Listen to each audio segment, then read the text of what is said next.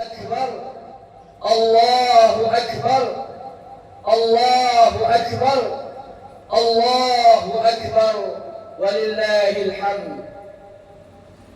الحمد لله الذي جعل المسلمين عيد الفطر بعد صيام رمضان وعيد الأضحى بعد يوم عرفة.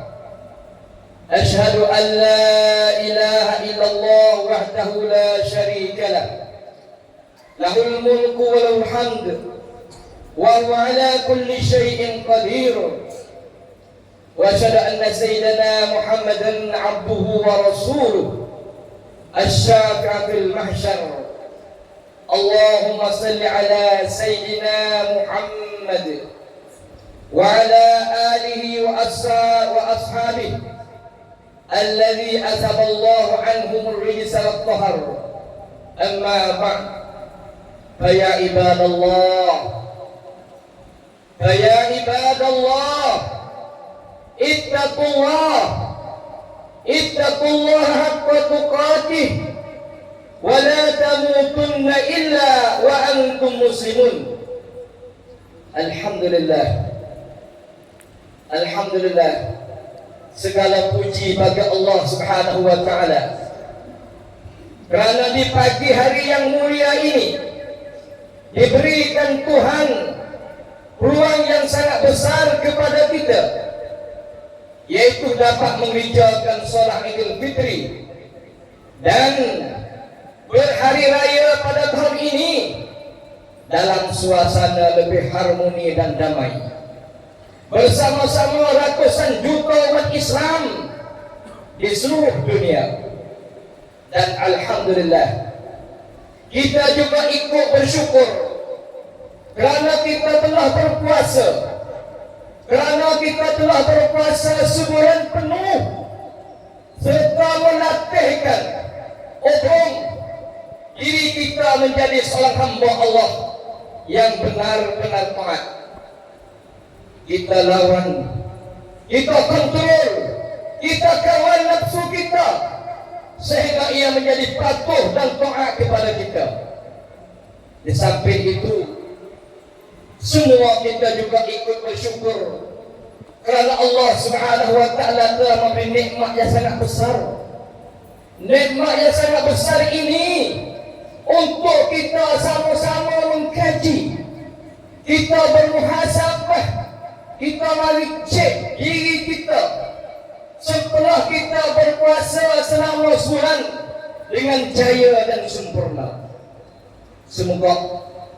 Semoga semua ibadat yang kita lakukan dalam bulan Ramadan dengan penuh khusyuk, penuh kehambaan dan taubat merendah diri itu diterima oleh Allah Subhanahu wa taala. Puasa mengajar kita, puasa asuh kita, didik kita supaya benar-benar menjadi seorang yang bertakwa kepada Allah. Orang yang bertakwa kepada Allah, ia akan sentiasa taat kepadanya, kepada Allah, walau di mana ia berada.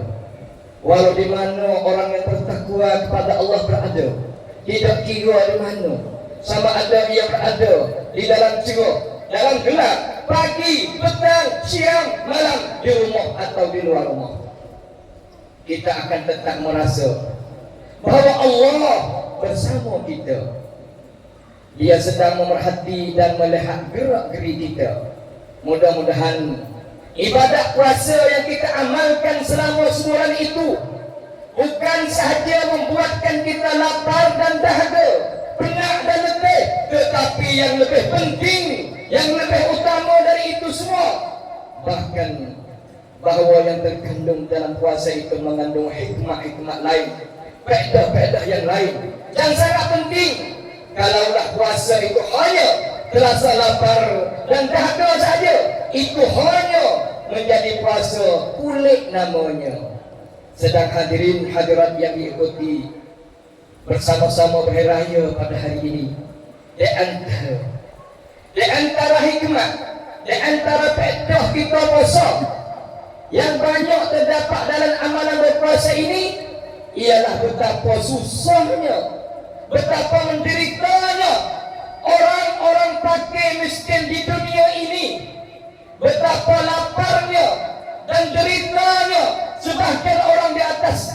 di dunia ini yang dilaporkan oleh Badan Pemakanan Pertumbuhan Bangsa Bersatu bahwa sekarang ini terdapat ratusan juta orang, ratusan juta orang yang dekat di lapar, khususnya cepat yang mana terhadap anak-anak Palestin, orang-orang tua Palestin di Gaza, di Rafah Palestin di hari ini. Mereka berada dalam keadaan keburukan, kelaparan, tidak ada makan. Bukan koda 12 je, 10 je sebab kita poso. Kita poso 10 je mereka lapar. Masuk mana kita makan setinggi-tingginya. Tetapi kanong-kanong Palestin sudah tak ada makan ni. Duk dekat ada cerita lapar. Mari saya. Dah, ini patut dengan poso kita sama-sama ambil kesedaran. Oleh itu, maka dengan puasa yang kita lakukan sebulan lepas akan menjadi kita lebih kasihan belah dan lebih simpati terhadap mereka yang berada dalam golongan tersebut. Dan dari situ jugalah kita akan menyebabkan kita ingin menghulurkan batuan apa saja terhadap golongan tersebut sebagai tanda, sebagai bukti, sebagai dalil perpaduan dan kesatuan kita terhadap mereka. Allahu Akbar, Allahu Akbar, Allahu Akbar, walillahil hamd. Mulai hari ini, bermula dari pagi ini, marilah kita jadikan, kita mari kira semula, buat humi semula, buat permulaan semula, untuk kita melayar lebih jauh. Kita nak pergi jauh lagi. Kita akan pergi ke alam barzakh, kita akan pergi ke alam mahsyar sehingga terus ke syurga. Iaitulah pangkalan untuk kita meningkatkan ilmu dan ibadah kita kepada Allah. Kalau bulan Ramadan kita rajin ke masjid, bulan Ramadan ni kita berulang alik ke masjid, bersembahyang jamaah tidak berhenti-henti, maka amalan seperti itu, amalan pergi ke masjid, hendaklah kita teruskan dan kita hidupkan serta ini. Hendaklah kita jadikan amalan-amalan seperti itu sebagai amalan ketuhanan, ibadah kerana Allah, bukan beramal di bulan Ramadan sebagai seorang pun sahaja. Oleh itu, kalau kita berperangai dan beramal di bulan Ramadan sebagai seorang pemborong, kalau bulan Ramadan ni kita seorang pemborong, suka buat khidmat, buat khairat, buat bajikan, selalu bantu fakir miskin, kasihan belas kepada orang yang tidak berada, maka hendaklah kita lakukan dan kita buat seperti itu juga. Kita buatkanlah seumpama kita buat dalam bulan Ramadan, di bulan-bulan lain sepanjang tahun, dan juga bulan-bulan berikutnya. Oleh itu, hal yang pertama dan yang penting yang mesti teruskan ialah berusaha meningkatkan ilmu pengetahuan. Inilah anak kunci pertama yang perlu kita miliki. Dalam hal ini Rasulullah SAW bersabda, Man yuridillahu bihi khaira yufaqihu fid din. Maksudnya, sesiapa yang akan diberikan oleh Allah akan kebaikan dalam hidupnya, maka Allah Subhanahu wa taala akan beri kemahuan dan keinginan yang tinggi untuk belajar. Nak pada agama. Dan Allah Taala kan nak pada kita jadi baik, dia jangan curu, dia jangan comel. Allah Taala buka hati supaya kita nak belajar, nak kepada ilmu agama. Maka akan datanglah bermacam-macam kebaikan dalam hidupnya, sama ada di dunia dan di akhirat. Oleh itu, pada hari yang mulia ini, saya mengajak, saya seru diri saya sendiri dan anak-anak tadika, adik-adik yang belajar di sekolah dan di pondok mana-mana saja, dan juga orang yang masih berkuliah untuk belajar. Marilah sama-sama kita teruskan belajar. Belajarlah bersungguh-sungguh. Jangan buang masa, jangan biar masa pasir, bunuh masa, ke panuk cari-cari. Tak, kita bunuh masa, kita kena masa. Isikanlah sepenuh masa dengan menuntut ilmu. Tumpukanlah sepenuh perhatian pada pelajaran. Jangan adik-adik rusakkan masa depan adik. Masa depan kita jadi rano. Jangan kita khianat masa sekarang dengan main-main dan terlibat dengan dadah, air ketung dan sebagainya. Belajarlah sehingga kita berjaya menjadi seorang Muslim yang berilmu dan berpendidikan yang tinggi, serta memiliki akhlak perangai yang dipuji dan mempunyai jiwa penerbangan yang kuat dan tinggi. Allahu Akbar, Allahu Akbar, Allahu Akbar, walillahil hamd. Hadirin hadirat yang saya muliai sekalian, itu merupakan peranan anak-anak kita dan cucu-cucu kita. Bagaimana pula dengan keadaan kita? Keadaan kita orang tua macam mana pula? Kita yang sudah tua ini tentu sekali, kita orang tua ni tentulah berpeluang lagi untuk belajar di sekolah. Tidak ada peluang lagi untuk belajar di sekolah atau di pondok. Tempat kita belajar ialah di masjid. Ni sekolah orang tua. Nah, maksudnya anak cucu ni untuk orang tua, tempat belajarnya di masjid. Masjid tempat kita, alhamdulillah. Sebagaimana saya dengar adik email kita nak cerita sekali lagi. Nah, yuk kita tahap usaha dalam bahagian agama mereka katakan, nah, Allahu Akbar. Tapi orang yang menyahuti, yang menerima itu masih lagi nampak kekurangan. Nah, jangan malu. Masalah mengaji tak lewat. Mulailah dari sekarang. Sebelum kita dijemput Tuhan, jangan tunggu. Allah Ta'ala akan panggil kita kembali menemuinya. Kerana mati bukan seperti kereta api. Mati ini bukan semua kereta api yang mungkin kadang-kadang datang lewat tu kereta api. Dah, kereta api tu panggil lewat hari. Dan kadang-kadang dia datang cepat, mau cepat. Dan kubur tidak ada tempat untuk belajar. Ingat, di kubur bukan tempat belajar. Di padang mahsyar pun tidak ada pondok. Di kubur bukan tempat belajar. Di padang mahsyar bukan pondok untuk belajar. Kalaupun ada di situ bukan tempat belajar atau tempat ngaji, tetapi ialah tempat untuk kira amalan. Di situ bukan tempat belajar, tempat ngaji. Di situ tempat kira amalan. Bahkan di situlah tempat menerima balasan dari amalan yang kita buat di dunia ini. Memanglah di padang mahsyar itu bukan segala amalan kita, bukan tempat belajar, bahkan ialah tempat susah, tempat sengsara dan tempat hisab segala amalan kita. Oleh itu, maka belajarlah, beramallah dari sekarang. Belajarlah di dunia ini, mengaji, mengenali Tuhan, kenal Tuhan dan beribadah kepada Allah. Itulah suatu kunci. Inilah anak kunci yang dapat melepaskan kita, yang dapat menyelamatkan kita daripada kesusahan di padang mahsyar dan azab kubur yang sangat pedih dan siksaan api neraka yang sangat berat dalam akhirat. Allahu Akbar, Allahu Akbar, Allahu Akbar, walillahil hamd. Oleh itu, marilah kita memperbanyakkan amal ibadat kita. Tengok dan kajilah amal ibadat mana yang belum kita buat. Mari kita buka kaji cek diri kita tak orang. Mana lagi amal yang kita tinggal, kalau kita tak buat. Kalau nak bersedekah, kalau kita nak sedekah, bersedekahlah di waktu kita masih ada duit. Sekarang ni kita ada duit, sedekahlah. Ada harta sekarang, masih kita hidup dan hidup lagi, tak mati, sedekahlah. Kalau kita sudah mati, kita tak boleh buat lagi, kita boleh buat dah. Pasal minta dah, pasal minta nak kelik ke dunia nak buat. Fa'asaddaqu wa akum minas salihin. Bila mati mari, baru minta terakhir.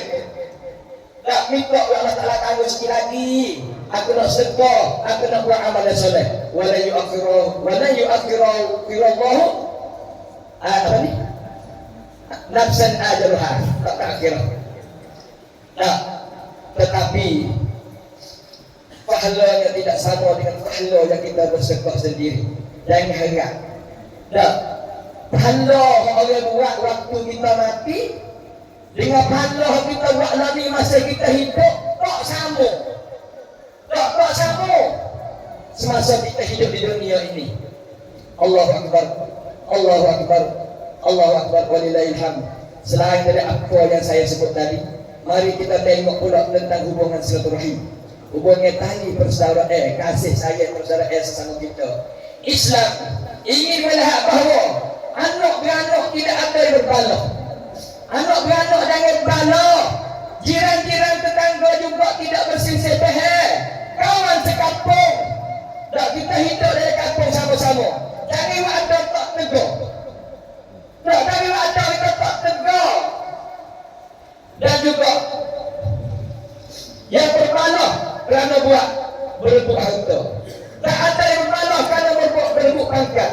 Dan yang penting juga jangan kita bawa masuk dari kampung kita kalau jangan ada. Tak, jangan usaha ada kalau nilai kampung kita. Kalau balah jangan ada dalam kampung kita. Jangan ada dalam masyarakat kita. Seperti yang kita lihat tadi. Jangan ada tempat kita. Sesuatu yang lebih menimbulkan masalah khilafiyah. Sudah lama orang Islam membicarakan masalah khilafiyah ini, berbahas masalah ini. Sudah lama kita berbalah tentang hal-hal seperti ini, tetapi ternyata tak sudah dan tak juga selesai. Setelah itu apa yang kita boleh? Tak boleh apa-apa pun. Yang boleh hanya masih muka dan tidak berbaik-baik sesama sendiri. Itulah akhirnya Rasulullah SAW bersabda bermaksud, sesiapa yang ingin dimurahkan rezeki, siapa dia nak rezeki dia tu mudah serta dipanjangkan umur, dan Allah Ta'ala tu panjang umur, maka hendaklah ia menghubung, menyambung silaturahim tentang masalah silaturahim ini. Dan suatu hari Rasulullah SAW bersabda sahabatnya berada dalam masjid Madinah, lalu Nabi pun bersabda maksudnya, sebentar lagi akan masuk ke dalam masjid ini seorang pemuda ahli syurga. Nah, satu masa Nabi kita dalam sejak, Nabi kita pun bersabda kepada sahabatnya. Nabi kita katakan, Nabi kita kata, Nabi kelih, Nabi tengok, bentar lagi seorang ahli syurga akan masuk ke masjid. Masya Allah. Nah, Nabi banyak kata bentar lagi seorang jadi ahli syurga akan masuk ke masjid. Dan tidak lama selepas itu maka seorang pemuda pun masuk ke dalam masjid. Rasulullah sebutkan. Lalu seorang bernama Muaz mendekati pemuda itu dan bertanya. Nah, apabila seorang muda itu masuk, seorang sahabat Nabi yang bernama Muaz, dia masuk dekat dengan orang muda Rasulullah cerita tadi. Dia tanya, Muaz tanya, apakah amalan yang kamu lakukan, yang kamu buat sehingga Rasulullah mengatakan kamu ahli syurga? Tak, Muaz kata dia. Sahabat Nabi kata muda ahli syurga, tanya seorang pemuda itu. Pemuda itu pun tercengai lalu ia menjawab, tak, dia pun rasa remo orang bertanya dia. Tapi soalan itu dijawab, saya tidak berbuat apa-apa, saya hanya orang biasa saja, dia kata. Tak, orang biasa, bukan tak guru, bukan tak lepas, bukan orang orang warok. Cuma ada 3 amalan, kata saya pemuda. 3 amalan yang saya selalu buat dan tidak meninggalkannya. 3 amalan ni, seorang pemuda yang Rasulullah jamin kata jadi ahli syurga, dia buat 3 amalan. Yang pertama, saya tidak pernah menyakiti orang. Nah, pertama, dia tak pernah buat menyakiti orang lain. Tak buat orang lain itu sakit hati dengan sebab perbuatan dia. Sepanjang hidup saya tak pernah. Yang kedua, saya selalu menghubungi silaturahim sama manusia. Tak kira, tak pilih. Dan yang ketiga, saya tidak marah dan tidak pernah bengkang terhadap orang lain. Allah. 3 perkara ini Rasulullah kata dia menjadi ahli syurga. Allahu Akbar, Allahu Akbar, Allahu Akbar walillahil hamd. Setelah kita tahu sedikit sebanyak tentang amal seorang pemuda yang dijamin syurga oleh Rasulullah tadi, sekarang marilah kita tengok dan perhatikan keluarga kita pula, mengikuti semua kejayaan yang pernah diadakan, mendekati keluarga, masyarakat belum mencapai tahap keluarga bahagia yang dituntut oleh Islam dan yang diperlu oleh masyarakat.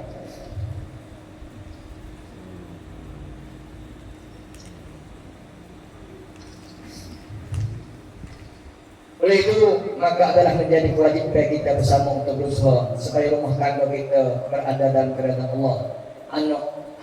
Anak hendaklah didik supaya ia sentiasa menjalankan silaturahim dan menjadi anak yang soleh, anak yang boleh tupai dunia akhirat, anak yang boleh tupai dunia dan anak boleh tupai akhirat.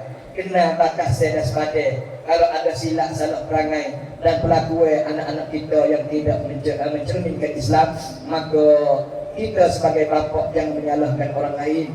Kesalahan itu sebenarnya terletak pada ibu bapa sendiri. Kerana ibu bapa lah, kerana ibu bapa lah, maka anak-anak mereka berlaku kebincangan dalam masyarakat. Dalam hal ini Rasulullah SAW bersabda, memanglah anak-anak kita ini dilahirkan dalam keadaan fitrah, diperanakkan dalam keadaan suci dan bersih. Maka ibu bapa lah yang menyokaikan, mencorokkan anak-anak mereka sama ada corok Yahudi, Nasrani, Majusi. Oleh itu maka kita sebagai ibu bapa hendaklah berhati-hati, jaga-jagalah betul-betul kena kontrol anak-anak kita supaya berada dalam bimbingan Islam dan paduannya, dan jangan tersalah dalam bertindak dan mendidikkan anak.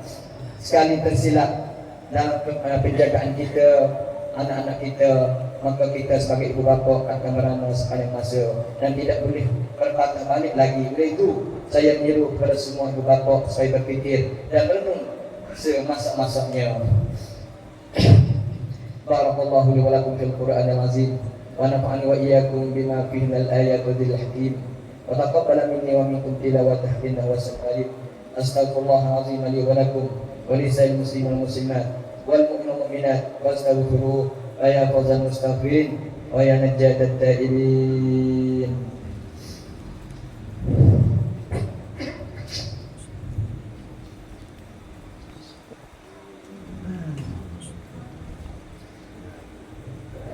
Allahu Akbar, Allahu Akbar, Allahu Akbar, Allahu Akbar, Allahu Akbar, Allahu Akbar, walillahil hamd.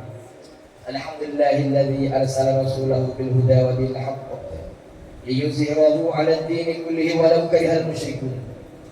Asyhadu an la ilaha illallah wahdahu la syarika lah. Asyhadu anna sayyidana Muhammadan 'abduhu wa rasuluh.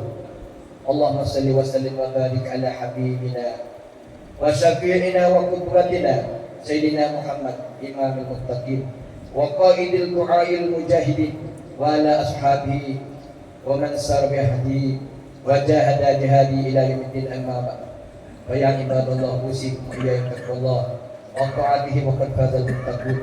Hadirin hadirat sedang yang mulia, setelah habis Ramadan kemarin, bukan berarti kita telah pun selesai melakukan amalan-amalan yang sepatutnya kita lakukan, tetapi kita masih ada lagi satu amalan yang sangat baik dan sangat bagus untuk diamalkan selepas ini, dan ia adalah berkaitan rapat dengan puasa Ramadan, yaitu puasa ni hari bulan Syawal. Rasulullah SAW bersabda tentang hal ini, man shoma Ramadan summa atma'u sittan min Syawal kana kasyamid dahr. Sesiapa yang berpuasa Ramadan kemudian diikuti pula dengan puasa ni hari Syawal, maka orang itu seperti dia berpuasa sepanjang tahun. Begitulah besarnya pahala puasa ni hari bulan Syawal. Oleh itu bagi orang yang berpuasa janganlah lepas buai keemasan ini, kerana tahun depan belum tentu kita dapat berpuasa lagi atau tidak, dan umur kita juga masih dipelihara oleh Allah, oleh Tuhan lagi atau tidak. Allahu Akbar, Allahu Akbar, Allahu Akbar, walillahil hamd. Untuk mengakhiri khutbah kita di pagi hari ini, marilah sama-sama menadah tangan. Marilah sama-sama kita menadah tangan serta memanjatkan doa memohon. Mudah-mudahan kita dirahmati dan diberkati Allah SWT. Ya Allah, Ya Rahman, Ya Rahim, ampunkanlah dosa-dosa kami. Lindungilah kami dari malapetaka dan keburukan yang akan menimpa kami, dan juga kaum muslimin muslimat yang sudah meninggal, yang telah menyaksi atas keasamu dan yang mengaku kerasalan Nabi-Mu, dan juga mereka telah meninggal dalam keadaan beriman. Ya Allah, ampunilah dan rahmatilah mereka. Maafilah semua kesalahan yang mereka lakukan.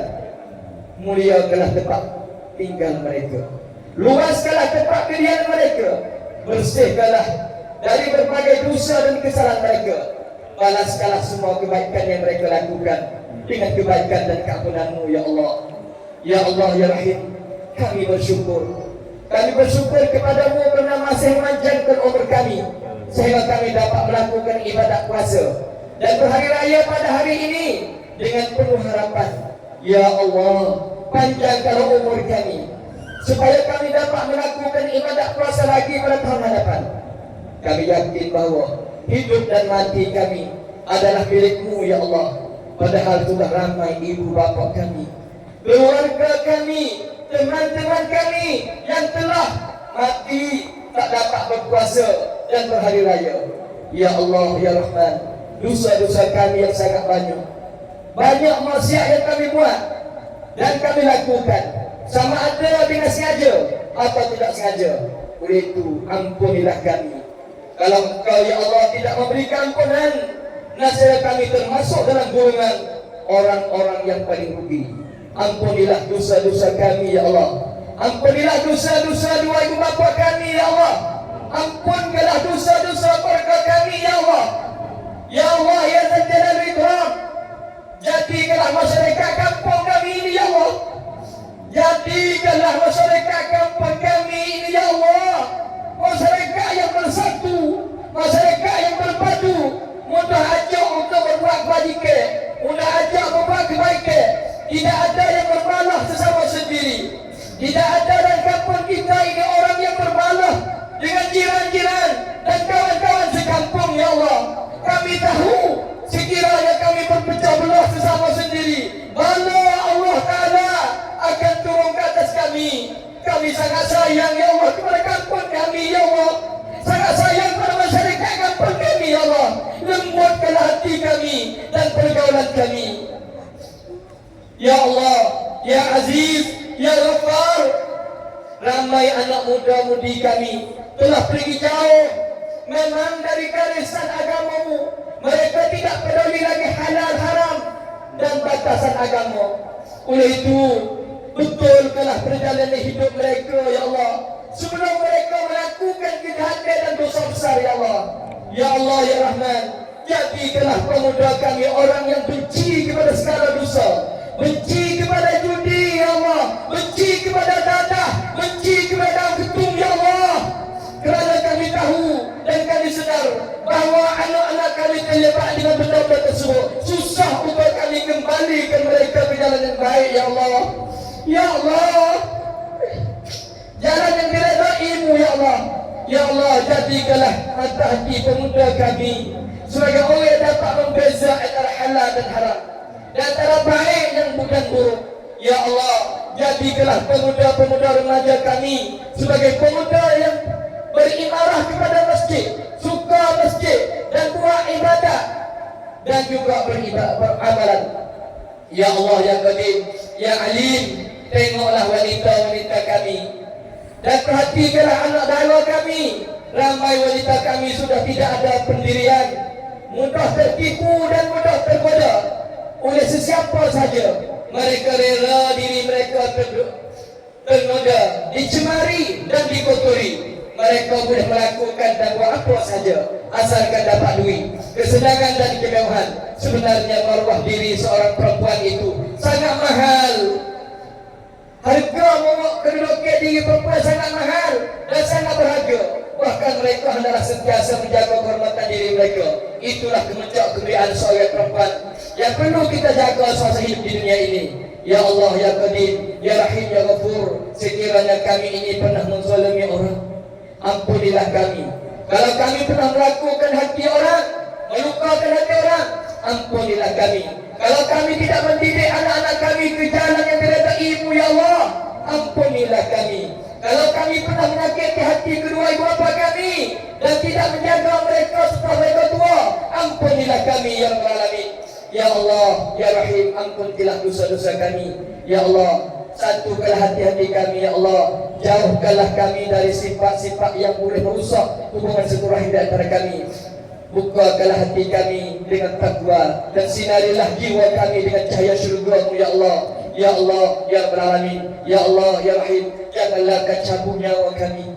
Janganlah Kau cabut nyawa kami dalam keadaan kami penuh dengan dosa, Ya Allah, maksiat dan durhaka. Dan janganlah Engkau ambil nyawa kami dalam keadaan su'ul khatimah. Amin, Ya Rabbal Alamin. Allahumma ansur ibadakal mujahidin alladzina yuqatiluna fi sabilika fi Gaza wa fi Rafah wa fi Filastin.